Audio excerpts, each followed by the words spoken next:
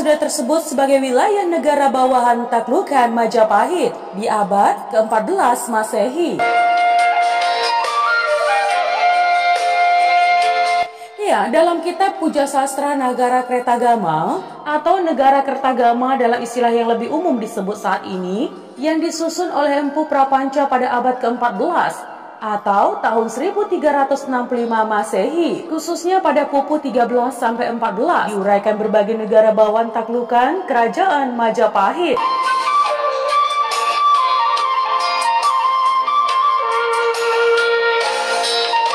Dengan jelas beberapa wilayah yang saat ini dikenal dengan sebutan etnis Batak. Saduran terjemahan dari kitab Naga Kertagama tersebut, khususnya pupu 13 dan 14 adalah sebagai berikut. Pupu 13. Yang pertama, terperinci demi pulau negara bawahan. Paling dulu Melayu, Jambi, Palembang, Toba, dan Dasmaraya pun ikut juga disebut.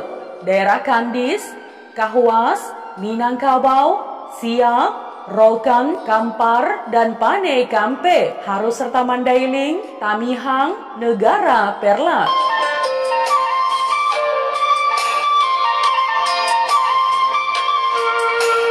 Yang kedua, Padang Lawas dengan Samudra serta Lamuri, Batan, Lampung, dan juga Barus. Itulah terutama negara-negara Melayu yang telah tunduk. Negara-negara di Pulau Tanjung Negara, Kapuas sampai Katingan, Sampit, Kota Unggal, Kota Waringin, Sambas, Lawai juga ikut serta.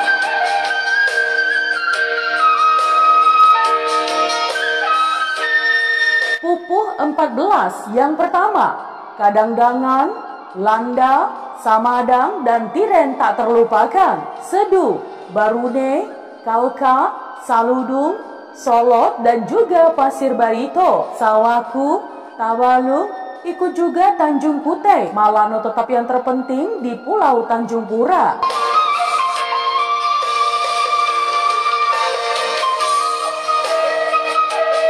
Yang kedua, di hujung Medini, Pahang yang disebut paling dahulu. Berikut Langkasuka, Semuang, Kelantan, serta Trengganu, Johor, Pakal, Muar, Dungun, Tumasi, Telang, serta Kedah Jerai, Kanjapiniran, semua sudah terhimpun.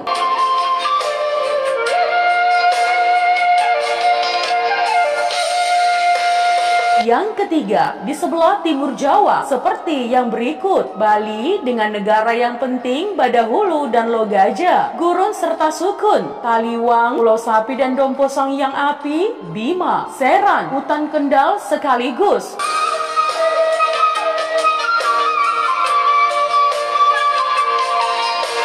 Yang keempat, Pulau Gurun, yang juga biasa disebut Lombok Merah, dengan daerah makmur Sasak diperintah seluruhnya. Bantayan di wilayah Bantayan beserta kota Luwu sampai Uda Makat Raya dan pulau lain-lainnya tunduk.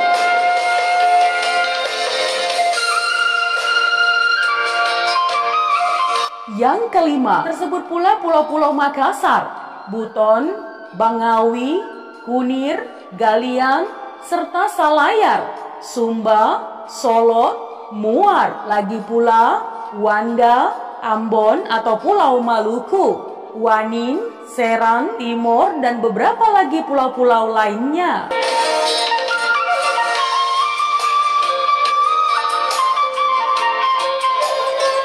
Iya, dari pupu 13 butir 1 dan 2 di atas, terlihat dengan jelas beberapa nama wilayah yang oleh para ahli etnologi dan budaya serta ahli logistik saat ini diklasifikasikan sebagai bagian dari rumpun besar etnis Batak. Toba, Pane Kampe, Haru, Mandailing, Padang Lawas, Samudra atau Samudra Pasai atau Gayo, Lamuri atau Alas, Barus.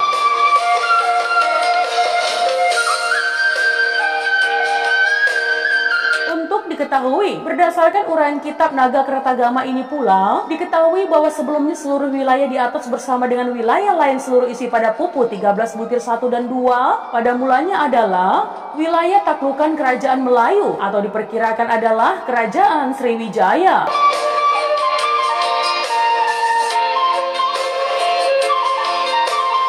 Dengan penaklukan secara militer kerajaan Melayu oleh Majapahit, maka secara otomatis kerajaan-kerajaan taklukan atau bawahan di bawahnya ikut menjadi bawahan dari kerajaan Majapahit yang berpusat di sekitar Jawa Timur.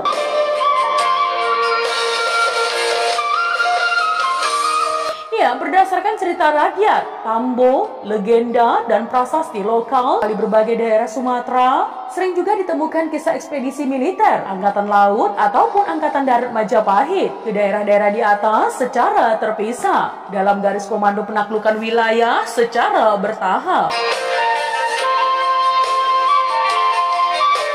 Lebih lanjut teman, secara historikal didapatkan informasi secara otentik bahwa pada abad ke-14 Masehi di wilayah Sumatera bagian utara, mulai dari Tanah Gayo atau Samudra Pasai, Alas, Singkil, Barus, Toba, Karo, Simalungun, Mandailing, Padang Lawas, telah didapatkan beberapa kerajaan beretnis Batak kuno. Walaupun tidak jelas secara historikal apakah mereka memang pada saat itu telah menggunakan bahasa-bahasa Batak atau bahasa-bahasa kuno lain yang kemudian menjadi cikal bakal bahasa-bahasa berbagai etnis Batak. Hal itu juga menunjukkan bahwa sesungguhnya sejarah bangsa Batak sudah dimulai jauh sebelum abad ke-14 Masehi. Dalam arti, peradaban etnis Batak sebagai bangsa berbudaya non-suku primitif telah lama diketahui. Sehingga boleh dikatakan bahwa bangsa Batak dan bangsa-bangsa taklukan lainnya di atas sesungguhnya telah menjadi bangsa dengan sistem pemerintahan. Adat dan budaya tinggi sejak ribuan tahun yang lalu. Hal ini berbeda dengan beberapa suku primitif lain yang kemudian baru dinaikkan harkatnya sebagai manusia dari dunia primitif sejak zaman Belanda atau zaman kemerdekaan Republik Indonesia. Hubungan Kitab Nagara Kretagama dengan arsip Bakara yang menjadi pertanyaan saat ini adalah, bila kita jeli melihat data sejarah tertulis dari Kitab Nagara Kretagama di atas, maka akan semakin terbuka wawasan kita akan hubungan tulisan di atas dengan arsip Bakara.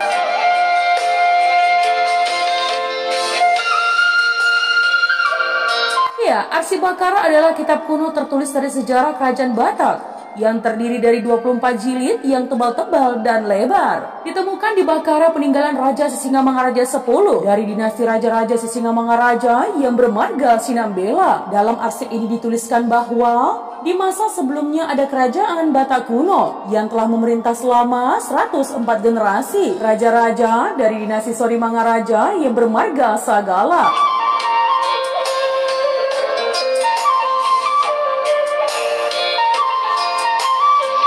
Ya, dinasti Sisingamangaraja dari marga Sinambela adalah pelanjut dari dinasti Sorimangaraja bermarga Sagala. Selain itu juga teman, banyak peninggalan sejarah dan catatan kuno kerajaan-kerajaan Batak lainnya yang lebih kurang sejaman seperti Haru, Mandailing, Samudra Pasai, Pane, Barus, dan lain-lain.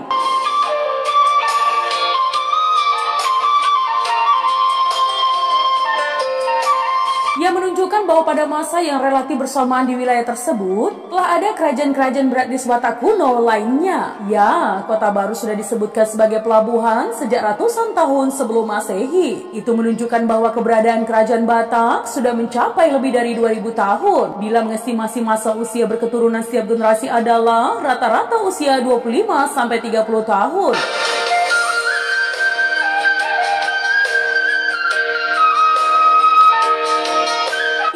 Berarti sejarah tidak berbohong dalam penulisan bahwa Kota Baru sebagai salah satu kota pelabuhan internasional telah disebutkan oleh Ptolemeus beberapa ratus tahun sebelum Masehi. Bila dipercaya bahwa penduduk Kota Baru saat ini adalah dari etnis Batak, maka tidak diragukan lagi bahwa orang Batak sudah berbudaya sejak lama.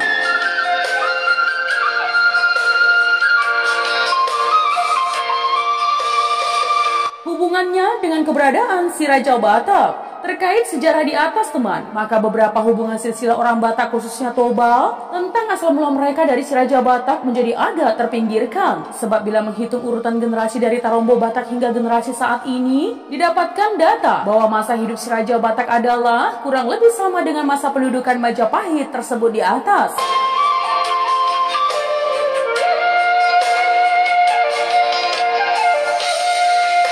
Atau kalau dilestimasi lebih kuno lagi, pada masa pendudukan Sriwijaya. Nah teman, sehingga beberapa ahli sejarah menduga bahwa si Raja Batak sesungguhnya adalah seorang raja vasal yang dikirim oleh kerajaan Sriwijaya atau bisa juga oleh Majapahit, ya, untuk memerintah di tanah Batak Toba.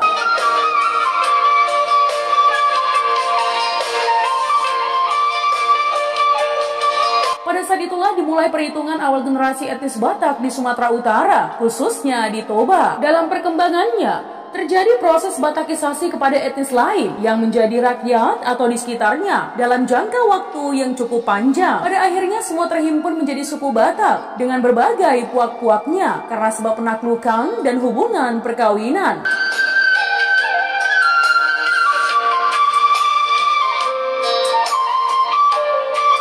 Menurut para ahli, hal ini bukan tidak mungkin karena ditemukan banyak peninggalan candi dan peninggalan kuno bercorak Hindu dan Buddha. Misalnya di Portibi Tapsel, Padang Lawas, serta didapatkannya juga di tanah Simalungun.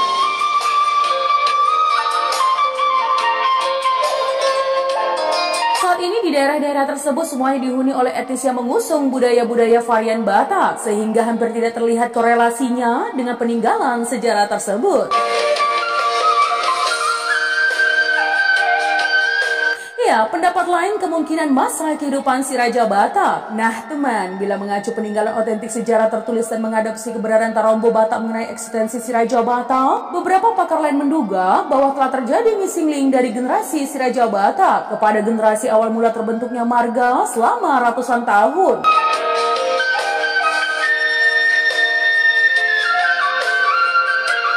Menilik sejarah, diperkirakan tahun kehidupan si Raja Batak bila memang ada dan bukan sekedar cerita legenda saja, maka tentulah beliau hidup beberapa abad sebelum Masehi. Hal ini dikemukakan dengan memperhatikan bahwa salah satu keturunannya itu Marga Sagala dari belahan garis guru Tatea Bulan telah menjadi Maharaja Batak selama lebih dari 100 generasi dalam dinasti Sorimangaraja.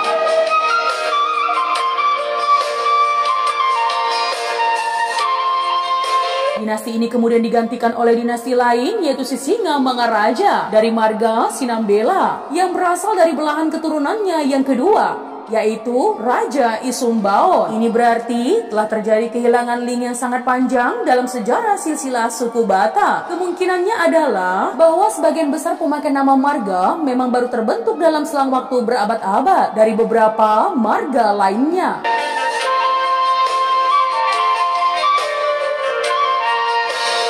Sehingga saat memulai sistem Tarombo pada masa itu, mereka langsung mengkaitkannya dengan si Raja Batak, ya, sebagai asal muasal keturunan suku Batak. Padahal ada selang generasi yang sangat panjang antara tahun kehidupan si Raja Batak dengan awal mula perhitungan Tarombo, yang berkisar dimulai lebih kurang abad ke-12 Masehi sampai 13 Masehi.